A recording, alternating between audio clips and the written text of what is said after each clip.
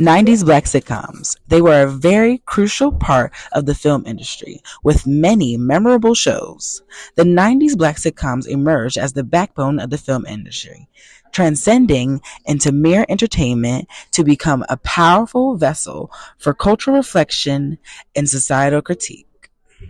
These shows introduced The French Prince of Bel-Air, Family Matters, and Moesha. Skillfully navigate complex themes, introducing hard-hitting topics that resonate with African American communities and beyond. This impacted black sitcoms that tied in significant events like the Million Man March, Rodney King, and the O.J. Simpson trial, which enabled black Americans to finally be shown on television and helped black Americans become visualized as humans with problems and happiness. These sitcoms left an undeniable mark on the film industry, shaping the cultural narrative and contributing to a more nuanced understanding of the black experience. But before we dive into that, let's take a look at the early days of film that paved the way for black television then and now. In the early days, independent producers created race films for segregated audiences. Sadly, most of these films from the silent era are lost. One important venture was the Lincoln Motion Picture Company led by George P. Johnson and his brother Noble. Noble Johnson even became one of the first black movie stars. In the 1920s, Lester Walton praised the race promoter who showcased the true lives of African Americans in film instead of stereotypes. These films aimed to depict African Americans in a positive light. Depict our men and women in a favorable light, and as they really are, not solely hewers of wood and drawers of water, and using a dialect foreign to the average colored American. As the civil rights movement gained momentum in the 1950s, Hollywood began to reflect changing attitudes. People like Martin Luther King and Malcolm X played a crucial role in raising awareness about the experiences of black people. In 1964, Sidney Poitier made history by becoming the first black man to win the leading acting Oscar, and his films like In the Heat of the Night and Guess Who's Coming to Dinner highlighted the importance of social equality. The Civil Rights Act of 1964 was a major turning point for black people in America. It provided liberation for social persecution, although racism still persisted. During this time, black expulsion genre emerged as the response of systemic racism in the film industry. These films often featured powerful black characters overcoming oppressive white lawmakers, even though sometimes they leaned on stereotypes. Filmmakers like Melvin Van Peebles and Gordon Parks made influential films that empowered the heroes and subjects of these stories. Pam Grier also became an icon as the first female action stars. The genre used funk and soul music to further promote the culture of the black community. The cats allow. Say she's really up to date when she's togged out in her drape. President Clinton made some significant changes as his first executive action. He got rid of the gag rule, which stopped abortion counseling in clinics that received federal funding for low-income patients.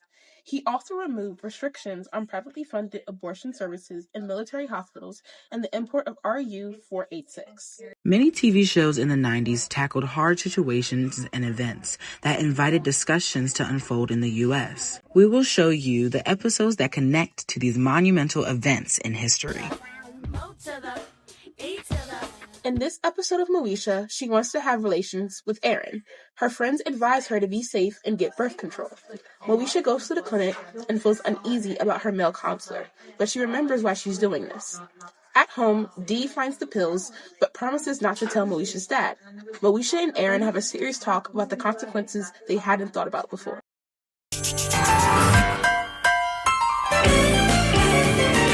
Laura realizes that black history isn't highlighted enough at her school, so she decides to create a black student union.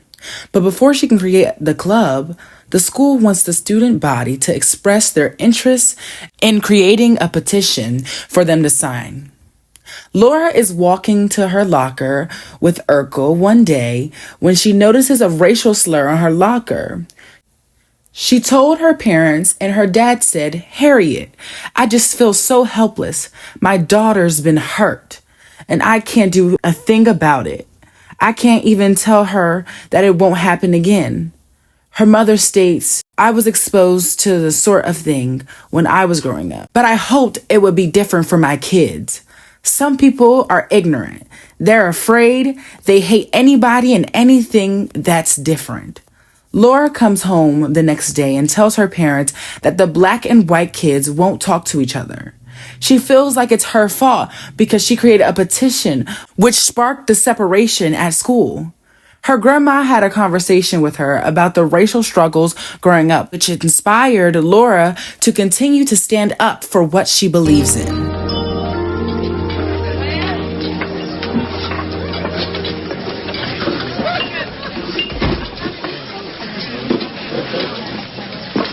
Evening, guys. Hello. Hey, I'm Sergeant Carl Winslow. And you are? Kenny Carmichael. Hey, Kenny. This is my partner, Jack Evans. Jack. Say, did you happen to pull over a 77 Dodge Monaco? The driver was a black teenager. Yeah. Ran a stop sign. It was failure to signal. Whatever. Who are you, the activist on the force? No, I'm a father on the force, and that kid was my son. Look, I can see you being upset and all, but hey, it was your kid that messed up, so don't try and take it out on me, all right? No, it's not all right. And do you know why it's not all right, Evans? Because I think that you rousted my son. No way. He fit the description of a carjacker we've been looking for. That will not cut Evans. Because I am familiar with all the outstanding carjacking bulletins, and not one suspect even remotely resembles my son. Come on, give me a break. It's dark. It's a black guy. Oh, case closed. Lock him up. Is that why you made him get out of his car? Is that why you forced him to lie down? Is that why you cuffed him? Oh, wait a minute. I'm not finished with you yet, Evans. Look, Sarge, if your son had just told us he was a cop's kid, it would have been no problem. So what do you say? That you only harass black kids whose parents aren't cops? I didn't say that. You didn't have to say that. Because the point is that you two harassed my son because he's black. You can't prove that. There are many lessons present in the O.J. Simpson case. One of them is that the criminal justice system fails to address a diverse community's legitimate concerns about due process, which bears the risk that its cases will not be credited beyond a reasonable doubt by important consciences within that community. We should learn that centralized, agenda-driven news analysis and commentary in lieu of the facts ill prepares the public outside the jury box to receive the verdict from the public inside of the jury box. The failure of the press is the dwindling significance of hard-hitting factual analysis. Compounding this problem is that the trend towards new analysis and commentary in lieu of factual reporting is dominated by personality, not by intellect. The O.J. Simpson trial was an eye-opener for the world due to the intensity of the Black Americans voicing their concerns about a Black man on trial for murder, with a strong influence from the oppressor because of Simpson's race. This article tackles the target that was put on O.J. Simpson's back during the trial, especially dealing with the media role. This trial amplified the racial tension within society at that time. For Black Americans, O.J.'s trial symbolized how unfairly they were treated. They felt like he had a disadvantage, and people had already obtained a preconceived notion about Simpson prior to the facts of the crime. In the 90s, there was an ideology that the world was in a post-racial society, indicating there was no discrimination, prejudice, or stereotypes showcased to minority groups. The oppressors felt like racism as a whole went away or didn't affect any individual anymore. However, this couldn't be further from the truth. Rodney King woke everybody in America up and made them realize that the work is never done. The rise of 90s black sitcoms instilled confidence in the black community because it could finally experience representation on a large global scale. However, inferiority was established among the oppressors, which allowed space for prejudice to occur. Once seen, the TV footage of the beating of Rodney King is difficult to forget. The harsh violence, brutal and savage. A black man who was wrongfully beaten by the Los Angeles Police Department for 15 minutes and sustained multiple face injuries. Many witnesses testified for trial, but their words didn't matter. At the end of the day, this instance provided that African Americans were still experiencing racial issues and prejudice because of the color of their skin. Louis Farrakhan organized the Million Man March to promote African American unity, which was showcased due to the number of marchers ranging from 400,000 to 1 million people, making it one of the largest gatherings of its kind in American history.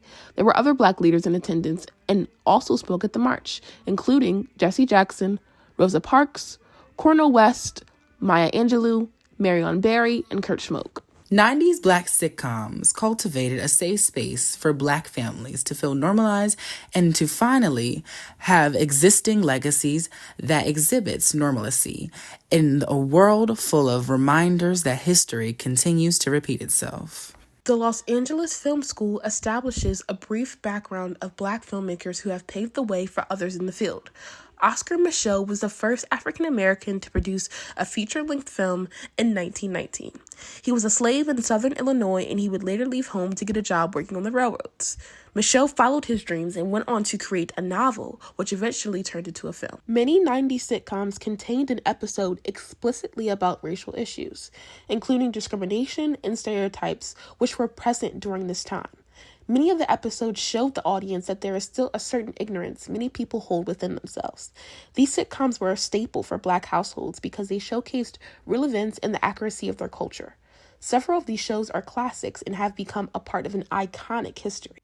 And they signify family, struggle, and traditions that will carry on for many generations to come. 90s sitcoms represent a positive turning point within the black community and will forever be a part of the culture that signifies family, struggles, and traditions that carry on many generations to come.